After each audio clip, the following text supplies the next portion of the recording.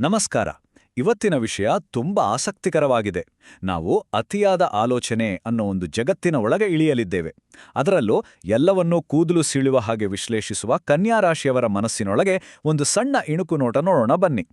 ಒಂದು ಕ್ಷಣ ಯೋಚನೆ ಮಾಡಿ ನೋಡಿ. ಬೆಳಗ್ಗೆ ಯಾರೋ ಸರಿಯಾಗಿ ವಿಶ್ ಮಾಡಿಲ್ಲ ಅಂತ ಇಡೀ ದಿನ ಮನಸ್ಸು ಅದನ್ನೇ ಕೆದಕ್ತಿದೆಯಾ? ಅಥವಾ ವರ್ಷಗಳ ಹಿಂದೆ ನಡೆದ ಯಾವುದೋ ಒಂದು ಸಣ್ಣ ಘಟನೆ ಇವತ್ತಿಗೂ ಕಾಡುತ್ತಿದೆಯಾ? ಈ ಥರದ ಅನುಭವ ಆಗುತ್ತಿದ್ರೆ ಖಂಡಿತ ಯಾರೂ ಒಬ್ಬಂಟಿಯಲ್ಲ. ಯಾಕಂದ್ರೆ ಇದು ಕನ್ಯಾ ರಾಶಿಯವರ ಮನಸ್ಸಿನ ಒಂದು ಡಿಫಾಲ್ಟ್ ಸೆಟ್ಟಿಂಗ್ ಇದ್ದ ಹಾಗೆ. ಅದು ಅವರ ಸ್ವಭಾವದಲ್ಲೇ ಇದೆ. ಅದೇ ಯಾಕೆ ಅವರ ಮೆದುಳು ಯಾವಾಗಲೂ ಇಷ್ಟೊಂದು ಚುರುಕಾಗಿ ಓವರ್ ಡ್ರೈವ್ನಲ್ಲಿರುತ್ತೆ? ಇದರ ಹಿಂದಿನ ರಹಸ್ಯ ಏನು? ಬನ್ನಿ ಇದನ್ನೇ ಸ್ವಲ್ಪ ಆಳವಾಗಿ ತಿಳಿದುಕೊಳ್ಳೋಣ.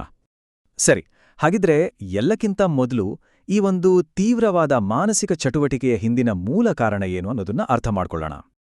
ನೋಡಿ, ಜ್ಯೋತಿಷ್ಯದ ಪ್ರಕಾರ ಕನ್ಯಾ ರಾಶಿಯನ್ನ ಆಳುವ ಗ್ರಹ ಬುಧ. ಈ ಬುಧಗ್ರಹವೇ ಸಂವಹನ, ತರ್ಕ ಮತ್ತು ಬುದ್ಧಿಶಕ್ತಿಯನ್ನ ಪ್ರತಿನಿಧಿಸುತ್ತೆ. ಇದೇ ಕಾರಣಕ್ಕೆ ಕನ್ಯಾ ರಾಶಿಯವರ ಮೆದುಳು ಯಾವತ್ತೂ ರೆಸ್ಟ್ ಮಾಡೋದೇ ಇಲ್ಲ. ಅದು ಸದಾ ಆಕ್ಟಿವ್ ಆಗಿ ಏನಾದರೂ ಒಂದು ಯೋಚನೆಯಲ್ಲಿ ಮುಳುಗಿರುತ್ತೆ. ಇದು ತುಂಬಾ ಇಂಟ್ರೆಸ್ಟಿಂಗ್. ಸಾಮಾನ್ಯವರು ಒಂದು ವಿಷಯವನ್ನು ಕೇವಲ ಮೇಲೆ ನೋಡ್ಬೋದು. ಆದರೆ ಕನ್ಯಾ ರಾಶಿಯವರು ಹಾಗಲ್ಲ. ಅವರು ಅದರ ಪ್ರತಿಯೊಂದು ಭಾಗವನ್ನು ಅಕ್ಷರಶಃ ಪಿಕ್ಸೆಲ್ ಬೈ ಪಿಕ್ಸೆಲ್ ಡಿಕನ್ಸ್ಟ್ರಕ್ಟ್ ಮಾಡ್ತಾರೆ. ಅವರ ಗ್ರಹಿಕೆಯ ಆಳವೇ ಬೇರೆ ಮಟ್ಟದಲ್ಲಿರುತ್ತೆ. ಹಾಗಾಗಿ ಇಲ್ಲಿ ನಾವು ಅರ್ಥ ಮಾಡ್ಕೊಳ್ಬೇಕಾದ ಮುಖ್ಯ ಅಂಶ ಏನು ಅಂದ್ರೆ, ಈ ಅತಿಯಾದ ಆಲೋಚನೆಯನ್ನ ಒಂದು ವೀಕ್ನೆಸ್ ಅಂತೆ ನೋಡಬಾರ್ದು. ಬದಲಿಗೆ ಅದೊಂದು ಸೂಪರ್ ಪವರ್. ಹೌದು, ಅದೊಂದು ಸವಾಲು ನಿಜ, ಆದರೆ ಅದು ಅತ್ಯಂತ ಶಕ್ತಿಯುತವಾದ ಒಂದು ಆಸ್ತಿ. ಓಕೆ, ಈಗ ಮುಂದಕ್ಕೆ ಹೋಗೋಣ. ಈ ಒಂದು ಮಾನಸಿಕ ಸ್ಥಿತಿಗೆ ಕಾರಣವಾಗುವ 5 ಪ್ರಮುಖ ಚಾಲನಾ ಶಕ್ತಿಗಳು ಯಾವುವು ಅಂತ ಒಂದೊಂದಾಗಿ ನೋಡೋಣ. ಮೊದಲನೆಯದು ಪರ್ಫೆಕ್ಷನಿಸಂ, ಅಂದರೆ ಪರಿಪೂರ್ಣತೆಯ ತುಡಿತ. ಕನ್ಯಾ ರಾಶಿಯವರಿಗೆ ಪ್ರತಿಯೊಂದು ಕೆಲಸನೂ ಅಚ್ಚುಕಟ್ಟಾಗಿ ದೋಷರಹಿತವಾಗಿರಬೇಕು. ಏನೋ ಪರವಾಗಿಲ್ಲ ಅನ್ನೋದು ಅವರ ಡಿಕ್ಷನರಿಯಲ್ಲೇ ಇಲ್ಲ. ಈ ಅತ್ಯುತ್ತಮ ಫಲಿತಾಂಶಕ್ಕಾಗಿ ಅವರು ನಡೆಸುವ ಹುಡುಕಾಟವೇ ನಿರಂತರ ವಿಶ್ಲೇಷಣೆಯ ಚಕ್ರಕ್ಕೆ ಕಾರಣವಾಗುತ್ತೆ. ಈ ಪ್ರಶ್ನೆಗಳು ಸದಾ ಅವರ ತಲೆಯಲ್ಲಿ ಗಿರಿಕಿ ಹೊಡೆಯುತ್ತಲೇ ಇರ್ತವೆ. ಇದಕ್ಕಿಂತ ಬೆಟರಾಗಿ ಮಾಡಬಹುದಿತ್ತಾ? ಎಲ್ಲಾದರೂ ಒಂದು ಸಣ್ಣ ಡೀಟೇಲ್ ಮಿಸ್ ಮಾಡ್ಕೊಂಡ? ಮಾಡಿದ ಕೆಲಸವನ್ನ ಪದೇ ಪದೇ ಪರಿಶೀಲಿಸುವುದು, ಸಣ್ಣ ತಪ್ಪು ಕಂಡ್ರೂ ಅದನ್ನೇ ದೊಡ್ಡದು ಮಾಡಿ ಯೋಚಿಸುವುದು, ಈ ಸ್ವಭಾವವೇ ಅವರನ್ನು ಅತಿಯಾಗಿ ಯೋಚಿಸುವಂತೆ ಮಾಡುತ್ತೆ. ಎರಡನೇ ಕಾರಣ ಅವರ ವಿಶ್ಲೇಷಣಾತ್ಮಕ ಮನಸ್ಸು.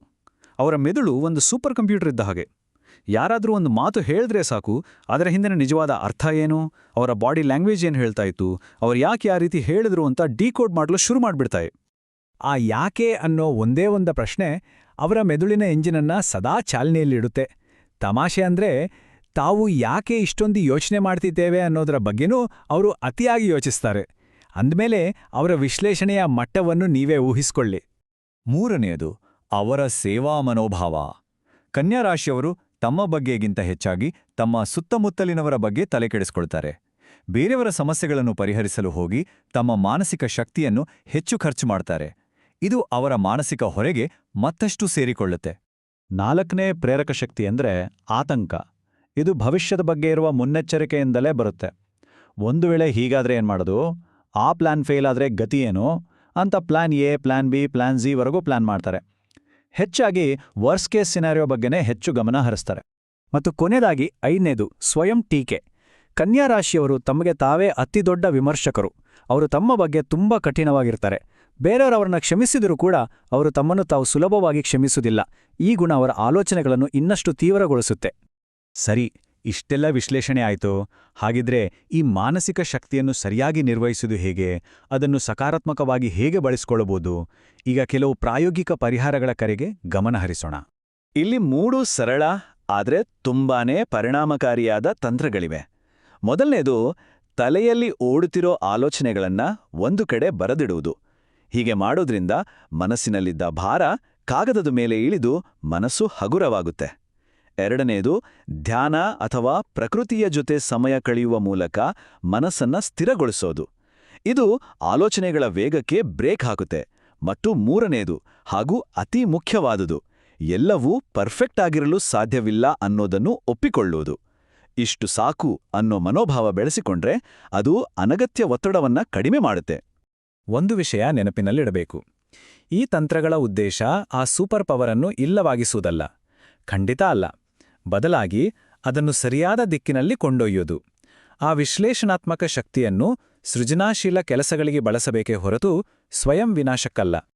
ಕೊನೆಯದಾಗಿ ಈ ಒಂದು ಶಕ್ತಿಯುತ ಸಲಹೆಯನ್ನು ನೆನ್ಪಿಟ್ಟುಕೊಳ್ಳಬೇಕು. ಅತಿಯಾಗಿ ಯೋಚಿಸುವುದನ್ನು ಕಡಿಮೆ ಮಾಡಿ ವರ್ತಮಾನದಲ್ಲಿ ಆ ಕ್ಷಣವನ್ನು ಆನಂದಿಸುವುದನ್ನು ಕಲಿಯಬೇಕು.